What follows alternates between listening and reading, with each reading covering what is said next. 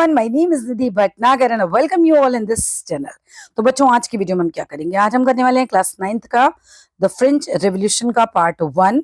अब इस पार्ट में हम लोग जो है फ्रेंच रेवोल्यूशन को देखेंगे भाई कि क्यों ये फ्रांस में इतना बड़ा क्रांति हुआ, क्या इसके कारण थे। ये चैप्टर जो है मल्टीपल वीडियोस में आने वाला है। तो चलो विदाउट डिले अपनी वीडियो को स्टार्ट करते हैं। ऑन द मॉर्निंग ऑफ 14 जुलाई 1789, अपनी बुक में मार्क करते जाना इंपॉर्टेंट पॉइंट्स को। सुबह होती है 14 जुलाई की 1789 की ये बात है। The city of Paris was in a state of alarm. जो पूरा शहर है पेरिस का वो एकदम वहां पे ना स्टेट ऑफ अलार्म मतलब आतंक का माहौल होता है। The king had commanded troops to move into the city. जो राजा है उसने अपनी सेना को कहा, अपने ट्रूप्स को कहा कि तुम लोग सब कहाँ चले जाओ भाई, शहर में चले जाओ। र्यूमर्स स्प्रेड यानी कि अब वहां फैल जाती है that he would soon order the army to open fire upon the citizens. अब ये कब वहां फैल जाती है कि जो राजा है वो अपनी आर्मी को ऑर्डर देने वाला है। किस चीज का ऑर्डर देने वाला है कि ओपन फायर कर दो सिटीजन्स के ऊपर। जस्ट यहाँ पर तुम्हें बता रखा है कि र्यूमर फैली है, ठीक है, ऐसा एक्चुअली में नहीं है, जस्ट एक वहां फैली हुई होती है। सम 7,000 men and women gathered, कुछ 7,000 आदमी और औरतें इकट्ठे हो जाते हैं in front of the town hall. कहाँ इकट्ठे हो जाते हैं? टाउन हॉल के सामने। And decided to form a people's militia, और डिसाइड करते हैं कि हम जो है लोगों की जन सेना बनाएंगे। पीपल्स मिलिटिया मतलब जन सेना। अब एक तरफ है राजा की सेना, एक तरफ है अब लोगों की सेना, ठीक है। They broke into a number of government buildings in search of arms। अब ये सारे लोग जो होते हैं जो इकट्ठे हुए थे 7,000 आदमी और औरतें, ये सब कहाँ इकट्ठे हो जाते हैं?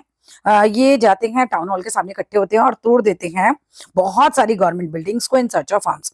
क्यों? क्योंकि देखो राजा की सेना के पास तो हथियार हैं बट इन लोगों के पास हथियार नहीं है, तो इन लोगों को हथियार चाहिए। तो ये इन सर्च ऑफ आर्म्स क्या करते हैं? बहुत सारी गवर्नमेंट बिल्डिंग्स को तोड़ डालते हैं। Finally a group of several hundred people March towards the eastern part. Finally क्या होता है, कई सौ लोगों का जो ग्रुप होता है वो ईस्टर्न पार्ट में सिटी के वहां की तरफ मार्च करता है। And stormed the fortress prison. Stormed मतलब एक तरीके से तोड़ डालता है जो फॉरेस्ट, जो उनका फोर्ट का जो किला होता है, मतलब जो फोर्ट मींस किला, जो किले का प्रिजन होता है, जेल होती है, बेस्टाइल किले की जो जेल होती है, उसको ये जाके वहां पे धावा बोल देते हैं। क्यों? क्योंकि इनको वहां से हथियार चाहिए। Where they hoped to find hoarded ammunition. अब जहां पर इन लोगों को एक आशा होती है कि भाई यहाँ पर इन्हें इकट्ठा गोला बारूद मिल जाएंगे। अब भाई ये सोचो कि एक राजा है, अब लोगों को लग रहा है कि राजा जो है उन पे हमला करवा देगा अपने ट्रूप से। अब लोगों को भी हथियार चाहिए अपनी मिलिटिया बनाने के लिए, अपनी जनसेना बनाने के लिए। तो ये लोग क्या करते हैं, किले पर, राजा का किला होता है उसके अंदर जेल होती है, वहां पे क्योंकि इन्हें लग रहा है कि हथियार मिल जाएंगे तो ये वहां पे हमला कर देते हैं। इन दिस आर्म्ड फाइट, अब इस आर्म के लिए जो फाइट हो रही होती है, आर्म्ड फाइट मतलब हथियारों के लिए जो लड़ाई हो रही है, that followed the commander of the Bastille was killed. अब इसमें जो बेस्टाइल का कमांडर होता है वो मारा जाता है। एंड द प्रिजनर्स रिलीज, और जो कैदी होते हैं उनको रिलीज करा लिया जाता है। दो देवर ओनली 7 ऑफ देम, वहां पर केवल 7 कैदी मिलते हैं। ऐसा भी नहीं कि बहुत ज्यादा कैदी इन्हें मिलते हैं वहां पे, लेकिन जो 7 कैदी होते हैं उनको ये आजाद करा देते हैं। Yet the Bastille was hated by all. भाई देखो वहां के लोग, जहां फ्रांस की बात अभी चल रही है, वहां के लोग अपने राजा से नफरत करते थे। अब राजा से नफरत करते थे तो राजा के किले से भी नफरत करते थे। Yet the Bastille was hated by all because it stood for the despotic power. Despotic power, निरकुंज पावर एक तरीके से ऑफ द किंग। सबसे पहले वर्ड पकड़ो, डेस्पोटिक पावर क्या होती है। अब राजा के पास होती है डेस्पोटिक पावर, मतलब राजा की जितनी पावर है उस पर किसी का कुछ मतलब कोई अंकुश नहीं है, कंट्रोल नहीं है किसी और का। राजा ने कहा ऐसे फांसी चढ़ाओ, तो राजा के पास ऐसी पावर होती थी उस समय। तो लोग इस बात से बहुत ज्यादा चिढ़ने लगे थे। The fortress was demolished. अब क्या किया गया, किले को पूरा नस्तेनाबूद कर दिया उन्होंने, पूरा तोड़ दिया, डिमोलिश कर दिया उसको, ठीक है। अब डिमोलिश कर दिया तो क्या हुआ इसके बाद, एंड इट्स स्टोन फ्रेगमेंट्स, जो उसके पत्थर के जो टुकड़े निकले होंगे उसको डिमोलिश करने के बाद, गिराने के बाद, ढहाने के बाद, were sold in the markets, वो मार्केट्स में बेचे गए। टू ऑल दोज, उन सभी लोगों को who wish to keep a souvenir, जो कि चाहते थे कहीं ना कहीं उसकी याद बनाए रखना, ठीक है। सुवेनियर चाहते थे मतलब निशानी की तरह रखना चाहते थे ऑफ इट्स डिस्ट्रक्शन, कि वो किला हमने तोड़ा था। तो जो किला इन्होंने तोड़ा, सोचो उसके पत्थर वत्थर भी हजारों में बिक रहे थे, लोग खरीद भी रहे थे उस समय। The days that followed some more writing both in Paris and countryside। अब उस दिन के बाद जब ये फ्रांस में सब हुआ, वो दिन जब इन्होंने जेल तोड़ी, 7 कैदियों को भगाया, पब्लिक ने। उस दिन के बाद तो क्या हुआ, पेरिस के अंदर बहुत सारे, पेरिस में भी और कंट्री साइड मीन्स गांव समझ लो, देहाती जगहें जो होती हैं, वहां पे बहुत दंगे हुए, राइट्स मीन्स दंगे हुए। Most people were protesting against the high price of the bread. दंगे क्यों हुए? क्योंकि ज्यादातर लोग जो थे ब्रेड के बड़े हुए पीस पे जो है वो प्राइस पर बहुत ज्यादा गुस्सा कर रहे थे। देखो ब्रेड उनका ऐसे खाना था जैसे हमारे लिए रोटी चावल है। अभी रोटी चावल भी अगर आदमी को नहीं मिलेगा तो खाएगा क्या, मच जाएगा बिल्कुल। तो बहुत सारे लोग जो थे बहुत ज्यादा नाराज हो गए थे। मोस्ट पीपल वर प्रोटेस्ट कर रहे थे हाई प्राइस बढ़ने पर ब्रेड के। मच लेटर इसके बाद क्या होता है, बहुत टाइम बाद, इस जो फ्रांस में उस दिन हुआ उसके बहुत टाइम बाद, जब historians looked back upon this time, जब हिस्टोरियंस ने इस टाइम को देखा, इस कि वो दिन क्या था, कैसा था, उस बारे में सोचा, उस बारे में देखा, they saw it as the beginning of chain of events. वो इसको ऐसे देखते हैं कि भाई ये तो स्टार्टिंग है, इसके बाद तो फिर बहुत सारे इवेंट्स हुए, बहुत सारी घटनाएं हुई, एंड अल्टीमेटली क्या हुआ था, ये उस दिन के बाद बहुत सारी घटनाएं हुई और finally led to the execution of the king in France. राजा को फांसी पर चढ़ा दिया गया था फ्रांस के। अब ये सब कुछ क्या हो रहा है, तुम लोगों को लग रहा होगा ये है फ्लैशबैक। स्टोरी तो अभी स्टार्ट होगी अगले पेज से, ठीक है। ये फ्लैशबैक चल रहा है और राजा को फांसी दे दी जाएगी लास्ट में। Know most people at this time did not anticipate this outcome. बहुत सारे लोगों ने, मतलब मोस्टली लोगों को तो इसका अंदाजा भी नहीं था। एंटिसिपेट मीन अनुमान लगाना, लोग अनुमान भी नहीं लगा पा रहे थे कि राजा की हत्या तक की बात आ जाएगी, राजा को फांसी देने तक की बात आ जाएगी। How and why this happen, मतलब ऐसा क्यों हुआ, अब पढ़ेंगे हम इसे अपने चैप्टर में। बेस्टाइल का पूरा किला दिखाया है जो ढाया गया है, बिल्कुल गिराया गया है, ठीक है। French society during the late 18th century. French society कैसी थी 18th सेंचुरी के टाइम पे, सबसे पहले ये समझने की जरूरत है। सोसाइटी क्या थी, कैसे लोग रहते थे, क्या होता था। देखो इन 1774 की बात करें तो लुइस 16, अब बिल्कुल ऐसा समझो पिक्चर चल रही है और सुनते जाओ आराम से, ठीक है, बहुत ज्यादा दिमाग मत लगाना, आराम से सुनो इसे। 1774 में लुइस 16 जो होता है of the Bourbon family of kings ascended the throne of France. 1774 में लुइस 16 नाम का एक 20 साल का यंग सा लड़का है जो कि बर्बन फैमिली को बिलोंग करता है। जैसे तुम हो सकता है मैं भटनागर फैमिली को बिलोंग करती हूँ, तुम श्रीवास्तव फैमिली को बिलोंग करते हो, ये बर्बन फैमिली को बिलोंग करता था, राजाओं की फैमिली थी। राजा का बेटा राजा बन गया, 20 साल का लड़का था। He was 20 years old and married to Austrian princess Marie Antoinette. 20 साल का लड़का है, मैरी एंटोनिएट से इसकी शादी हो जाती है। अपॉन हिज असेशन, जब ये सिंहासन पर बैठता है, the new king found an empty treasury. अब जो नया राजा ये बनता है तो देखता है यार खजाना खाली है, मेरे खजाने में कुछ भी नहीं है। अब long years of war has drained the financial resources of France. अब तुम्हें रीजन दिया गया कि भाई खजाना खाली क्यों था। बहुत साल से फ्रांस में युद्ध चल रहे थे, उसकी वजह से क्या हुआ, जितने फाइनेंशियल रिसोर्सेज थे फ्रांस के वो ड्रेन हो गए। युद्ध होगा, हथियार चाहिए, सैनिकों को पैसा देने के लिए चाहिए, खाना पीना रहना सब कुछ करने के लिए, उसकी वजह से पहला रीजन। दूसरा रीजन रहा, added to this war was the cost of maintaining an extravagant court at an eminence palace of Versailles। अब वर्साई का बहुत बड़ा महल था, बहुत बड़ा पैलेस था। उस पैलेस में बहुत ज्यादा खर्चा करना पड़ता था उसकी खूबसूरती को बनाए रखने के लिए, ठीक है। तो इस चीज ने ऐड कर दिया कहीं ना कहीं खर्चा। एडेड टू दिस मींस इसके अलावा was the cost of maintain करने का जो कॉस्ट आ रहा था, उस एक्स्ट्रावेगेंट कोर्ट को, उस शानदार कोर्ट को हम कह सकते हैं, at the eminence palace of Versailles. इतना इमेंस का, not eminence like immense palace था, वो बहुत ही विशाल सा पैलेस था, ठीक है। उसको सजाने में बहुत खर्चा हो जाता था। अब अंडर लुइस 16, अब क्या होता है लुइस 16 के अंडर में, जब वो राजा बन गया उसके बाद France help the 13 American colonies to gain their independence from the common enemy Britain. France जो है मदद करता है, लुइस 16 राजा है, इमेजिन करो अभी लुइस 16 राजा है, 16 जो है कॉलोनीज है, अमेरिकन कॉलोनीज है। कॉलोनीज क्या होता है, जैसे इंडिया ब्रिटिश की कॉलोनी था पहले, हम उनके अंडर में थे एक तरीके से, हमारे ऊपर वो राज चलाते थे, ऐसे ही 16 अमेरिकन कॉलोनीज थी उस समय। फ्रांस का दुश्मन भी ब्रिटेन, अमेरिकन कॉलोनीज का दुश्मन भी ब्रिटेन, तो ये मदद कर रहा था, राजा जो था हमारा लुइस 16 मदद कर रहा है, अपने खाने के लाले हैं उनकी मदद कर रहा है, फंसेगा फंस गया, लास्ट में मारा भी जाता है, इसीलिए अब ये उसकी उनकी मदद करता है तो उसमें भी खर्चा हो जाता है। खर्चे बताने हैं तुम्हें, क्वेश्चन आएगा कि कहाँ क्यों खाली था वो ट्रेजरी। अब एक तो हमारा बहुत सारे साल से वॉर चल रहा था, दूसरा जो पैलेस था वर्साई का उसको सजाने के लिए खर्चा लगता था, तीसरा 16 अमेरिकन कॉलोनीज जो थी उन्हें इंडिपेंडेंस चाहिए थी ब्रिटिश से, है ना, ब्रिटेन से, तो फिर वो उनकी भी मदद कर रहा था। A war added more than $1 billion leverage to a debt that had already been risen to more 2 billion leverage, मतलब एक तरीके से more than 2 billion leverage, पहले ही इनके ऊपर 1 बिलियन लेवरे का कर्जा हुआ था। राजा की जेब में पैसे कहाँ से आएंगे? राजा कोई नौकरी करने थोड़ी जाता है। राजा के खजाने में पैसे आते हैं पब्लिक से, पब्लिक से पैसे लेता है राजा, टैक्स के पैसे ले रहा है, ये सब चलता है। अब राजा के पास पैसे की कमी होगी इसकी वजह से, उनके पास पहले ही कर्जा चढ़ा हुआ था 1 बिलियन लिवरेज का, ऑलरेडी हैड राइजन, फिर वो बढ़ जाता है मोर देन 2 बिलियन लिवरेज तक पहुंच जाता है। अब जो लेंडर्स हैं जिन्होंने राजा को कर्जा दिया होगा, अब राजा जो पब्लिक से इतना टैक्स तो नहीं ले सकता था ना उस समय, तो कर्जदार होते थे, तो राजा ने भी कर्जा लिया होगा। जो लेंडर्स थे who gave the state credit, जिन्होंने स्टेट को क्रेडिट दिया होगा, now begin to charge 10% interest on loan, वो लोन पर 10% इंटरेस्ट चार्ज करने लगे। अब राजा बेचारा पैसे कहां से दे, सारे तो खर्चे भरे हैं, राजा कर्जे में डूबा हुआ है, तो सारे खर्चे चल रहे हैं। सो द फ्रांस जो गवर्नमेंट है, French government was obliged to spend an increasing percentage of its budget on interest payments alone। अब राजा जो था कर्जदारों को कहीं ना कहीं, जो फ्रांस की गवर्नमेंट थी या राजा बोल लो एक ही बात है, वो लोगों को मतलब बहुत ज्यादा परसेंटेज 10% जो है वो देना पड़ता था, सॉरी इनको ना बहुत मतलब इंक्रीज करना पड़ता था अपने बजट का परसेंटेज पेमेंट का, उधार उतारने के लिए हम कह सकते हैं, इंटरेस्ट उतारने के लिए, to meet its regular expenses. अब ये सारे खर्चे हुए, यंग सा लड़का गद्दी पर बैठा देखा खजाना खाली है, खजाना खाली है, तो देखा कि भैया क्यों क्यों खाली है वो तुम्हें रीजन बताएगा, और उसके बाद ये देखा कि अब क्या किया जाए। तो बहुत सारा जो पैसा है राजा का वो जा रहा है अब इंटरेस्ट चुकाने के लिए।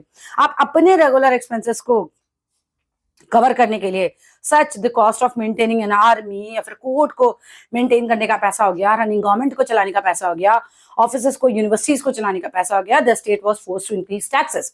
अब स्टेट जो था यानी राजा जो था, जो गवर्नमेंट थी वहां की सरकार जो थी, उसको भाई किसी तरह टैक्सेस बढ़ाने ही पड़े। अब yet even this measures would not have sufficed. Sufficed का मतलब होता है, सुफिस्ट मींस काफी नहीं थे, सुफिसाइड नहीं, सुफिस्ट, ठीक है। अब ये भी ना मेजर जो थे वो काफी नहीं थे। अब राजा सिर्फ थोड़ा टैक्स बढ़ा दे ये भी नहीं हो पा रहा था, थोड़ा बहुत से काम चल नहीं रहा था। French society in the 18th century was divided into 3 state. उस समय फ्रांस का समाज 3 कैटेगरी में बटा हुआ था, ठीक है। फ्रांस का समाज उस समय 3 कैटेगरी में था, only the members of third state पे टैक्सेस। 3 समाज कैसे थे? First state, second state, third state. ये देखो यहाँ पे फर्स्ट स्टेट में आते थे क्लर्जी, क्लर्जी होते थे लाइक चर्च में बिशप्स हो गए, पादरी हो गए, ये सब होते थे। नेक्स्ट होता है नोबैलिटी, नोबैलिटी में राजा आ गया, उसके परिवार वाले आ गए, ठीक है, इस तरह के लोग आ गए थे, मंत्री आ गए। और थर्ड स्टेट में आते थे, ऊपर की क्रीम लेयर भी आती थी, लाइक बिग बिजनेसमैन भी आते थे, मर्चेंट्स भी आ गए, व्यापारी भी आ गए, मतलब कोर्ट के ऑफिसर्स भी आ गए, लॉयर्स भी आ गए, पीजेंट्स और आर्टिशंस भी आ गए, small peasants, landless labour, servants, ये सब भी आ गए। अब थर्ड स्टेट ही सारा का सारा टैक्स पे करता था। फर्स्ट स्टेट को अलग टैक्स मिलता था, सेकंड स्टेट को भी टैक्स मिलता था, थर्ड स्टेट केवल टैक्स पे करता था। ये कहानी चल रही थी, थर्ड स्टेट जो है टैक्स पे करेगा। अब जो टैक्स पे करता जाएगा एक दिन तो फटेगा, फटेगा। तभी तो फ्रांस में रेवोल्यूशन हुआ था, समझो। राजा के पास प्रॉब्लम है, राजा के पास प्रॉब्लम है, खर्चा कहां से चलाऊं, पब्लिक तंग आ गई थी, इसलिए वो फ्रांस में रेवोल्यूशन हुआ था, ये समझाया जा रहा है। The society of state was part of the feudal system. उस समय फ्यूडल सिस्टम बहुत ज्यादा चलता था, that dated back to the middle ages, तब तक चलता रहा। The old regime is usually used to describe the society and institution of France before 1789। 1789 के पहले का जितना टाइम है हम उस टाइम को बोलते हैं ओल्ड रेजिम, प्राचीन राजतंत्र का टाइम था, क्योंकि उसके बाद तो फिर क्रांति होगी और सब कुछ बदल जाएगा। 1789 के टाइम के पहले का टाइम ओल्ड रेजिम कहलाता है, ठीक है, प्राचीन राजतंत्र। फिगर 2 शो करती है how the system of state in France society was organized. हमने फिगर 2 अभी देखी, हमें पता चला किस तरह से फ्रांस की सोसाइटी ऑर्गेनाइज होती थी। Peasants makeup about 90% of the population, 90% लोग जो थे उस समय किसान थे। However, फिर भी only a small number of them owned the land they cultivated। बहुत ही कम लोग थे उन किसानों में से जिनकी अपनी लैंड होती थी, वो दूसरों के लैंड पे ही काम करते थे। बेचारे गरीब मजदूर, आज तक भी किसानों की हालत नहीं सुधर पाई उस लेवल तक। About 60% of the land was owned by nobles. 60% तो नोबल्स के हाथ में ही आ गई land. The church and other richer members of the third state, मतलब 60% लैंड जो थी वो नोबल्स के हाथों में, चर्च के लोगों के हाथों में, और अदर रिचर मेंबर जो थे थर्ड स्टेट के, बिग बिजनेसमैन, मर्चेंट्स वगैरह के बारे में बताया गया। तो 60% लैंड उन लोगों के हाथों में थी। The members of the first 2 states, that is clergy या फिर नोबिलिटी की हम बात करते हैं, तो इंजॉय करते थे सर्टेन प्रिविलेजेस बाय बर्थ। उन लोगों को कुछ जन्म से ही विशेष अधिकार मिल जाते थे। आप अच्छा, आप पादरी के बेटे हो तो ठीक है, आपको टैक्स मिलेगा, आपको जमीन मिलेगी, राइट। आप राजा हो तो आपको टैक्स मिलेगा, आपको जमीन मिलेगी, आपको विशेष अधिकार, प्रिविलेजेस मिलेंगे। The most important of these was exemption from paying tax. सबसे इंपॉर्टेंट बात आपको टैक्स पे करना ही नहीं है। टैक्स किसको पे करना था? थर्ड स्टेट के लोगों को, ठीक है। जो क्लर्जी हैं, जो नोबेलिटी हैं, जो नोबल लोग हैं, उनको टैक्स नहीं पे करना होता था। और ये सबसे ज्यादा मोस्ट इंपॉर्टेंट हम एग्जेम्पशन कह सकते हैं। एग्जेम्पशन होता है जैसे आपको ये काम नहीं करना, ठीक है। आगे बढ़ते हैं। Peasants were obliged to render services to the lord. बेचारे किसानों को क्या करना पड़ता था? सर्विस देनी पड़ती थी अपने मालिक के यहाँ। To work in the houses, उनके घरों में काम करना पड़ता था, उनके फील्ड्स में काम करना पड़ता था। To serve in the army, army में काम करना पड़ता था। और to participate in building roads, roads बनाने के लिए भी पार्टिसिपेट करना पड़ता था। The church to extracted its share of taxes. Church भी टिथ नाम का टैक्स जो है वो लेता था फ्रॉम द पीजेंट्स, किसानों से। आपने जितना उगाया उसका 10% हमें दो, ठीक है। And finally all members of the third state had to pay taxes. भाई फाइनली सबको पे करना पड़ता था टैक्स, जो भी थर्ड स्टेट के लोग हैं स्टेट को। मतलब एक तो आप चर्च को दे रहे हो टच नाम का टैक्स, और दूसरा आप किसको दे रहे हो? स्टेट को दे रहे हो। This include the direct tax. मतलब आपने कमाया 30% हमें दे दो, ऐसे चलता है ना, 30% दे दो, तो 10% जो उगाया उसका चर्च को दे दो। जो आपके पास टोटल आपने उगाया उसका 30%, 20% जो भी डायरेक्ट टैक्स इन्होंने डिसाइड किया होगा, उसको टैली बोलते थे, वो भी ये लोग ले लेते थे, सरकार लेती थी। And number of indirect taxes भी है। तुमने तंबाकू खरीदा, नमक खरीदा, आज भी होता है, इनडायरेक्ट टैक्सेस लगते हैं। आपके पापा की सैलरी में से एक टैक्स कट जाता है, उसके बाद पापा सैलरी से जो खरीदते हैं उस पर भी टैक्स कट जाता है, वो इनडायरेक्ट टैक्स हो गया, ठीक है। सो विच वर लाइक आर्टिकल्स पे लगता था, लाइक सॉल्ट पे लग रहा है, तंबाकू पे लग रहा है। The burden of financing activities of the state through tax was borne by the third state alone. और जितना भी टैक्स का ही बर्डन आ रहा था वो थर्ड स्टेट के ऊपर आ जा रहा था। अब यहाँ पर इंपॉर्टेंट टर्म्स है, कभी मत छोड़ के जाना एनसीईआरटी में, एनसीईआरटी में ये मोस्ट इंपॉर्टेंट होती हैं। लिवरी क्या है? यूनिट ऑफ करेंसी है, जैसे तुम्हारे यहाँ रुपया चलता है, ठीक है। फ्रांस की थी, डिसकंटिन्यू हुई थी 1794 में ये। क्लर्जी की बात करें तो ग्रुप ऑफ पर्संस होते हैं जो कि invested with special functions, special functions करते हैं चर्च में। टेथ की बात करें तो एक टैक्स है जो कि लगाया जाता है चर्च के द्वारा। इसके अंदर लगता है 1/10 पार्ट ऑफ जो भी एग्रीकल्चर आपने प्रोड्यूस किया है। और टले नाम का टैक्स लगता है जो पेड होता है डायरेक्टली टू द स्टेट को। नेक्स्ट पेज पे आ जाओ। अब यहाँ पर आपको एक पिक्चर दी है, पिक्चर बेस्ड क्वेश्चन के लिए हर पिक्चर को ध्यान से समझते हैं। यहाँ पर दिखा रखा है एक पुअर, बेचारा गरीब सा आदमी दे रखा है। फेलो ब्रिंग्स, पुअर फेलो जो है वो ब्रिंग मतलब लेकर आता है एवरीथिंग, लाइक ग्रेन लेकर आया है, फ्रूट लेकर आया है, मनी लेकर आया है, सैलेड लेकर आया है। जो फैट लॉर्ड है वो बैठा हुआ है and ready to accept it all. वो दिखाया गया कि जो अमीर लोग हैं, नोबिलिटी है, यहाँ पर जो चर्च के लोग हैं, इनको दिखाया गया उस मोटे आदमी के द्वारा कि लोग सब एक्सेप्ट करने के लिए तैयार बैठे हैं। And he does not even care to grace him with the look. उनको देख भी नहीं रहे, मतलब एक तरीके से गरीबों की दशा पे इनका ध्यान भी नहीं जा रहा, ऐसा दिखाया गया है, ठीक है। ये देखो, ये आदमी दिखाया गया, देख रहे हो। अब यहाँ पर इस राजा के बारे में या फिर इस नॉबल मैन के बारे में बोला गया है, the noble man is the spider. इसको मकड़ा बताया गया है एंड पीजेंट को बताया गया फ्लाई, के बेचारा इसमें फंस गया आके इसके जाल में। The more the devil has the more he wants. जितना भी इसको दे दो रेशादान को, इसको और चाहिए और चाहिए, इसका पेट ही नहीं भरता एक तरीके से। अब आ जाते हैं, एक तो स्थिति आपको ये बता दी गई, फ्रेंच रेवोल्यूशन की स्थिति बताई गई कि जो स्टेट था वो 3 भागों में डिवाइडेड था। टैक्स बहुत ज्यादा बढ़ गया था, टैक्स के कारण भी बताया गया, राजा को क्यों बढ़ाना पड़ा। अब आपको एक और कारण बताया जाएगा कि लोग इतने परेशान क्यों हुए थे, लास्ट में राजा को क्यों मार दिया गया था। द स्ट्रगल टू सर्वाइव चल रहा था, लोग जिंदा रहने के लिए स्ट्रगल कर रहे थे भाई उस समय। The population of France rose from about 23 million, ये 2.3 मिलियन है, 2023 है, 23 million in 1715 to 28 million in 1789। भाई पॉपुलेशन एकदम बढ़ गई बहुत ज्यादा। 1715 में जहां 23 मिलियन लोग रहते थे, वहां 28 मिलियन हो गए 1789 आते आते। पब्लिक इतनी बढ़ जाएगी, जमीन उतनी है, रिसोर्सेज उतने ही हैं। अब क्या होगा? मारा मारी होगी पैसे के लिए, भूख के लिए, खाने के लिए। This led to a rapid increase in the demand for food grains. अब इतने सारे लोग अचानक बढ़ जाते हैं, इतने पैदा हो जाते हैं वहां पे, तो इसकी वजह से, पॉपुलेशन की वजह से, जहां 23 थे वहां 28 अगर हो गए, तो वहां पे फूड ग्रेन्स चाहिए, फूड ग्रेन्स उतनी उग नहीं रही थी। Production of grains could not keep pace with the demand. इतनी तेजी से ग्रेन्स नहीं उगाए जा सकते थे जितनी तेजी से जनसंख्या उग रही थी। So the price of the bread, which was the staple diet of the majority, rose rapidly. So जो प्राइस था ब्रेड का वो बहुत तेजी से बढ़ जाता है। और मोस्ट वर्कर, अभी एक तो स्टेपल जो डाइट है उनका प्राइस बढ़ जाता है, ये वाली चीज दिखाई है। सिचुएशन दूसरी ये देखिए, मोस्ट वर्कर्स जो थे were employed as labourers in workshop. तो बहुत सारे वर्कर जो थे वो मजदूर की तरह काम करते थे वर्कशॉप्स में, जिनका हुज ऑनर जो था फिक्स कर देता था उनके वेजेस को। तो भाई दिन का इतना पैसा मिलेगा, तुम्हें पैसा उतना ही मिल रहा है और महंगाई बढ़ती जा रही है। सिचुएशन क्या होगी? सिचुएशन होगी बहुत बुरी, बिकॉज जहां तुम 20 रुपए मिल रहे हैं और 20 रुपए में अगर एक ब्रेड आती होगी उस जमाने में, चलो 4 ब्रेड आती होंगी, 4 ब्रेड आती थी, वहां एक ब्रेड आ रही है, तो अब पूरे घर को खाना कैसे मिलेगा? ये सब चल रहा था, तो वेजेस नहीं बढ़ा रहे थे, मतलब ये तुम्हें पॉइंट बताया जा रहा है। But wages did not keep pace with the rise in the prices, so the gap between the poor and the rich widened. So जो गैप था गरीबों का और अमीरी का, मतलब वो बढ़ता जा रहा था, है ना। गरीब आदमी और गरीब हो रहा है, अमीर और रईस होता जा रहा है। Things become verse whenever drought और hello reduce the harvest.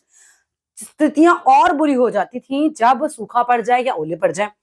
This led to a subsistence crisis. अब इसकी वजह से सब्सिस्टेंस क्राइसिस आ जाती थी, जिसको अभी हम समझेंगे क्या है। Something that occurred frequently in France during the old regime. Old regime के टाइम पर ये सब्सिस्टेंस क्राइसिस जो थी, it was very very common. Subsistence crisis क्या होता है? Extreme situation where the basic means of livelihood are endangered. एक ऐसी सिचुएशन जहां आपको बेसिक चीजें भी ना मिले, वो भी खतरे में पड़ जाए। इनकी तो ब्रेड खतरे में पड़ गई, इनके लिए बेसिक चीज थी। और एनॉनिमस का मतलब होता है one whose name remains unknown, जिसका नाम हमेशा अननोन रहे। नेक्स्ट पेज पे आते हैं। A growing middle class in envisages and end to privileges. अब यहां धीरे धीरे हमने पहले पार्ट में क्या पढ़ा? राजा गद्दी पर बैठा। राजा गद्दी पर बैठा, उस समय 3 जो थे कैटेगरीज में स्टेट डिवाइडेड था। फर्स्ट, सेकंड और थर्ड स्टेट में डिवाइडेड था। ठीक है, राजा गद्दी पर बैठा, देख रहा है खजाना खाली है। खजाना खाली देखने के बाद राजा को लगता है यार पैसा कहां से लाऊं। वो सोचता है टैक्स बढ़ा लूं, बट उससे भी काम नहीं बन पा रहा था। जितना वो समय बढ़ा सकता था उससे उतना काम नहीं बन पा रहा था। खाली क्यों था? 3 अलग अलग सिचुएशन बताई गई हैं। पहला, वॉर बहुत चल रही थी फ्रांस में, उस पर खर्चा हो रहा था। दूसरा, महल बहुत बड़ा था, उसकी शान शौकत बनाए रखने के लिए खर्चा हो रहा था। तीसरा, लुइस 16 जो राजा बन के बैठा, उसने क्या किया? 16 कॉलोनीज को, अमेरिकन कॉलोनीज को मदद की थी ब्रिटेन से इंडिपेंडेंस दिलाने में। इन सब के बावजूद जब ये सारी सिचुएशंस हो रही हैं, अब पैसा नहीं है राजा के पास, सारा टैक्स जो है पब्लिक को देना पड़ता था। थर्ड स्टेट के लोगों को किसको देना पड़ता था? फर्स्ट स्टेट और सेकंड स्टेट के लोगों को। ये सब हमने पढ़ा। दूसरी सिचुएशन हमने पढ़ी थी कि इतनी प्रॉब्लम हो गई थी कि सर्वाइवल भी लोगों के लिए बहुत मुश्किल हो गया था, महंगाई बढ़ती चली जा रही थी।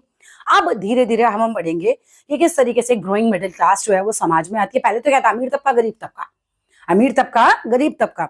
अब मिडिल क्लास आएगी। कैसे लोग मिडिल क्लास बनेंगे? जो बहुत गरीब तबके के लोग हैं वो मिडिल क्लास कैसे बनेंगे? जो व्यापारी बन जाएंगे कुछ लोग। जब व्यापार करेंगे धीरे धीरे पैसा आएगा, पैसा आएगा, अपने बच्चों को पढ़ाएंगे, अपने बच्चों को पढ़ाएंगे तो उनमें दिमाग आएगा, दिमाग आएगा तो समझ में आएगा यार ये तो हम पे अत्याचार कर रहे हैं। जो पेपड़ा आदमी होता है ना, उसको तुम समझ लो, उसको ये भी नहीं पता होता कि उसके साथ गलत हो रहा है। अब जब मिडिल क्लास जो है ग्रो करने लग जाती है समाज के अंदर, तो वो चाहती है, वो कल्पना करती है, इन वेसेजेस मीन्स कल्पना करना एक तरीके से, एंड टू प्रिविलेजेस, कि भैया हम ना विशेष अधिकारों को आनंद करेंगे। क्यों इन्हें विशेष अधिकार मिले हुए हैं? In the past peasant and worker had practiced in revolts against increasing tax। ऐसा नहीं है कि केवल 1789 में ही जाके कोई सीधी क्रांति हुई थी, इसके पहले भी बहुत सारे रिवॉल्ट्स हुए थे अगेंस्ट इंक्रीजिंग टैक्सेस के लिए। पर टैक्स तो बड़े होंगे पहले भी, लेकिन इन टैक्सों के खिलाफ पहले भी, और फूड की जो कमी होती थी उसके खिलाफ पहले भी बहुत रिवॉल्ट हुए। बट दे लैक्ड, बेचारे गरीब आदमी जो पीजेंट्स थे ये सब, और या वर्कर्स थे, ये लैक करते थे। इनके पास कमी थी द मीन्स की, इनके पास साधन ही नहीं थे, एंड प्रोग्राम्स, कोई प्लानिंग ही नहीं थी to carry out full scale measures के कोई बहुत बड़ा बदलाव ला सकें that would bring about a change in the social and economic order. एक ऐसा बदलाव ला सकें जिसमें पूरा समाज बदल जाए, उसकी आर्थिक स्थिति बदल जाए। This was left to those groups within the third state who had become prosperous and had access to education and new ideas। अब ये जो जिम्मेदारी है समाज में बदलाव लाने की, सोशो इकोनॉमिक ऑर्डर में बदलाव लाने की, ये जिम्मेदारी आ जाती है थर्ड स्टेट के उन लोगों के पास जो कि बहुत प्रॉस्परस हैं और जिनके पास एक्सेस टू एजुकेशन है और नए नए आइडियाज हैं। द 18th सेंचुरी विटनेस है the emergence of social groups की। 18वीं शताब्दी में ऐसे ऐसे सोशल ग्रुप आ जाते हैं समाज में, टर्म द मिडिल क्लास। पहले तो गरीब और अमीर, अब मिडिल क्लास लोग आ गए, who earned their wealth through an expanding overseas trade। जिन्होंने पैसा कमाया अपना व्यापार फैला के ओवरसीज ट्रेड करके, from the manufacture of goods, वो सामान बनाते थे, सच एज वो वुलन के, सिल्क के कपड़े बनाते थे, दैट वर ईदर एक्सपोर्टेड। अब जो वो लोग कपड़े बनाते थे या तो वो एक्सपोर्ट कर दिए जाते थे और बॉट बाय रिचर मर्चेंट्स, या फिर उन्हें रिचर मर्चेंट्स जो है खरीद लेते थे सोसाइटी के, ठीक है, रिचर मेंबर्स खरीद लेते थे, not merchants. In addition to merchants के अलावा भी जो मैन्युफैक्चरर्स थे वो भी अमीर हुए। द थर्ड स्टेट इंक्लूडेड, उनके अंदर प्रोफेशंस आए, बहुत सारे लोग जो थे क्या क्या प्रोफेशन करने लगे, लाइक लॉयर्स आ गए थर्ड स्टेट में, एडमिनिस्ट्रेटिव ऑफिसर्स आ गए, ये लोग भी आ जाते हैं थर्ड स्टेट में। All of these were educated and believe that no group in the society should be privileged by birth. अब इन लोगों में अकल आने लगती है, कहते हैं कि भाई सोसाइटी में किसी को भी ये प्रिविलेज नहीं होना चाहिए, कोई बाय बर्थ प्रिविलेज नहीं मिलना चाहिए। Rather a person social position must depend on his merit. बल्कि वो ये कहते थे कि किसी इंसान की जो समाज में पोजीशन होनी चाहिए वो तो उसके गुणों के आधार पर होनी चाहिए, उसके मेरिट के आधार पर होनी चाहिए। These ideas envisaging a society based on freedom. इस तरह के आइडियाज जब सोसाइटी में आए तो आइडियाज थे अबाउट फ्रीडम या इक्वल लॉस के, अपॉर्चुनिटीज फॉर ऑल के वर पुट फॉरवर्ड, वो आगे रखे गए, समाज में लोगों के सामने रखे गए। किसके द्वारा? कुछ फिलोसोफर्स आए उस समय। कौन कौन से फिलोसोफर्स के द्वारा इस तरह के आइडियाज की बात की गई? एक तो थे जॉन लॉक और एक थे John Jacques Rousseau. John Jacques Rousseau और जॉन लॉक ये दोनों फिलोसोफर्स थे। Philosophers are some knowledgeable persons, ऐसे समझ लो, जिनके आइडियाज बहुत अलग होते थे, जिनको बहुत नॉलेज होती थी, बड़े समझदार टाइप के लोग थे। एंड ये लोगों ने कैसे आइडियाज अपने पब्लिक के सामने रखे? In his two treatise of government में लॉक ने सॉट किया। लॉक ने क्या किया? एक तरीके से सॉट टू रिफ्यूट, एक तरीके से खंडन किया। खंडन किया मीन्स, सॉट मीन्स मांग करना होता है, तो रिफ्यूट, रिफ्यूट मीन्स खंडन करना, मतलब मना करना। किस चीज के सिद्धांत का खंडन किया? किस चीज को मना किया? द डॉक्ट्राइन, यानी सिद्धांत को। कौन से सिद्धांत को? The divine and absolute right. Divine मतलब राजा को जो मिलते हैं ना निर्कुंज अधिकार, देवीय अधिकार, और एब्सोल्यूट राइट जो मिल जाता है मोनार्क को, उसको उन्होंने कहा कि भाई ये इसको क्यों मिल रहा है, ठीक है, ऐसा इसने ऐसा कौन सा काम किया है जो इसको इतने डिवाइन और एब्सोल्यूट राइट मिले हुए हैं। तो वो सॉर्ट मतलब मांग करते थे रिफ्यूट करने की, इसका खंडन करने की, इसको हटाओ इस राइट को, है ना। डॉक्ट्राइन मीन्स सिद्धांत का, कि राजा जो है वो सिद्धांत क्या, कि राजा को डिवाइन अधिकार प्राप्त हो, एब्सोल्यूट राइट प्राप्त हो। उन्होंने कहा नहीं, ये नहीं होना चाहिए। इस तरह की बातें उस समय स्टार्ट हुई जब राजा को भगवान समझा जाता था। Rousseau carried the idea forward. अब रूसो जो थे उन्होंने इस आइडिया को आगे बढ़ाया, proposing a form of government, और एक तरीके की गवर्नमेंट को प्रपोज किया जो कि बेस होनी चाहिए सोशल कॉन्टेक्ट पे बिटवीन पीपल, सोशल कॉन्ट्रैक्ट पर between people and their representatives. तो रूसो ने कहा कि सरकार के बीच में और पब्लिक के बीच में कॉन्ट्रैक्ट होना चाहिए, है ना, उनके रिप्रेजेंटेटिव्स के बीच में, मतलब एक कॉन्ट्रैक्ट होना चाहिए सरकार और पब्लिक के जो रिप्रेजेंटेटिव्स हैं, जैसे हम अपने नेता चुन के भेजते हैं। In the spirit of laws में मॉन्टेस्क्यू ने प्रपोज किया। अब मॉन्टेस्क्यू ने कोई किताब लिखी होगी in the spirit of laws, उसमें उसने प्रपोज किया कि डिवीजन ऑफ पावर होना चाहिए, केवल राजा के हाथ में सारी शक्तियां नहीं होती है, विद इन द गवर्नमेंट ये होना चाहिए, between the legislative, executive, judiciary में बटा हुआ होना चाहिए। The model of the government was put into force in the USA. इस तरह की जो गवर्नमेंट होती थी ना जिसमें पावर बटी हुई होती थी, ये जो मॉडल है ये अपनाया गया था सबसे पहले यूएसए में। मॉडल रखा था मॉन्टेस्क्यू ने, in the spirit of laws में अपनाया गया यूएसए में। आफ्टर द 13 कॉलोनीज जब अपने आप को डिक्लेयर कर देती हैं इंडिपेंडेंस अपनी ब्रिटेन से, जब 13 कॉलोनीज जो हैं वो कहती हैं हम ब्रिटेन से आजाद हैं, तो वहां वो गवर्नमेंट बनाती हैं जिसके अंदर वो पावर को डिवाइड करके रखती हैं। अब सिर्फ राजा नहीं बनता, लेजिस्लेटिव, एग्जीक्यूटिव और जुडिशरी में डिवाइडेड रहती है power. The American constitution and it's guarantee of individual rights was an important example for political thinkers in France. अब अमेरिका का जो कॉन्स्टिट्यूशन संविधान बनता है तो ये गारंटी देता है इंडिविजुअल राइट को। पहले तो राजा को ही सारे अधिकार थे, पब्लिक को अधिकार होते ही नहीं थे, लेकिन इससे लोगों को जो अधिकार मिले, इससे जो फ्रांस के पॉलिटिकल थिंकर थे, राजनीतिक चिंतक थे, उनको लगा कि अगर वहां पब्लिक को अधिकार मिल सकते तो यहाँ क्यों नहीं मिल सकते। The ideas of these philosophers were discussed intensively. अब इस तरह के आइडियाज जो थे बहुत ज्यादा डिस्कस करे जाने लगे सैलून्स में, कॉफी हाउसेज में, एंड स्प्रेड होने लगे अमंग पीपल, लोगों के बीच में, थ्रू बुक्स के द्वारा, न्यूज़पेपर्स के द्वारा। These were frequently red allowed. कई बार तो ये आइडियाज जो हम कहते हैं लगातार ये बोल बोल के लोगों को बताए जाते थे।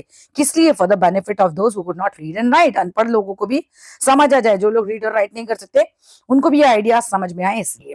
The news that Louis 16 plan to impose further taxes to be able to meet the expenses of the state generated anger and protest against the system of privileges. एक न्यूज फैल जाती है कि लुइस 16 जो है वो फर्दर टैक्सेस बढ़ाने वाला है, मीट द एक्सपेंसेस मतलब अपने खर्चे पूरे करने के लिए, और इसकी वजह से स्टेट के लोगों के अंदर जनरेट होता है और ज्यादा गुस्सा। एक तो रोटी नहीं खाने के लिए, सूखा पड़ जा रहा है, ओले पड़ जा रहे हैं, ब्रेड के प्राइस बढ़ जा रहे हैं, टैक्स तुम्हारे ऑलरेडी तुमने लगा रखा है। अब इन लोगों को लगता है कि राजा और टैक्स बढ़ाने वाला है।